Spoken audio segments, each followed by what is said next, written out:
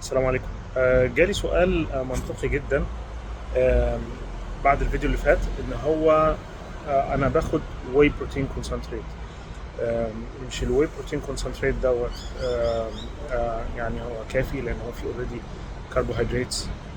والسؤال ده منطقي جدا يعني لان فعلا الواي بروتين كونسنتريت فيه من 3 ل 5 جرام كربوهيدرات في السكوب الواحد، مقارنة بالواي بروتين ايزوليت نسبة الكارب فيه قليلة جدا. آم، الفكرة كلها ان في مشكلتين او يعني حاجتين تخليه غير كافي. اول حاجة الكمية نفسها غير كافية، انت محتاج نص جرام كارب لكل كيلو في جسمك على الاقل. انت محتاج. وتاني حاجة انت محتاج كربوهيدرات سريعة الامتصاص.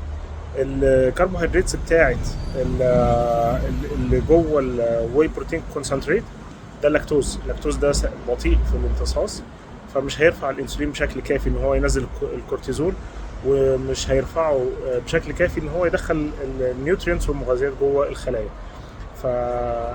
فانت الاحسن لك ان انت طبعا تاخد حاجه مثلا زي موزه مثلا، معلقتين عسل، تاخد سبلمنتس حتى زي الدكستروز.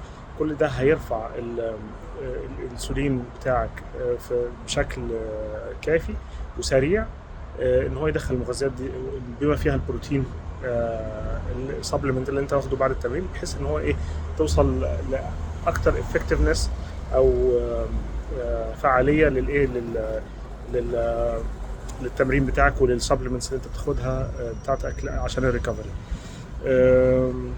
فده كان إجابة للسؤال، ولو أي حد عنده سؤال يكتبه في التعليقات تحت أو على الفيديو الأساسي، وإن شاء الله نرد عليه على طول يعني إن شاء الله. نشوفكم في فيديو جاي إن شاء الله، والسلام عليكم.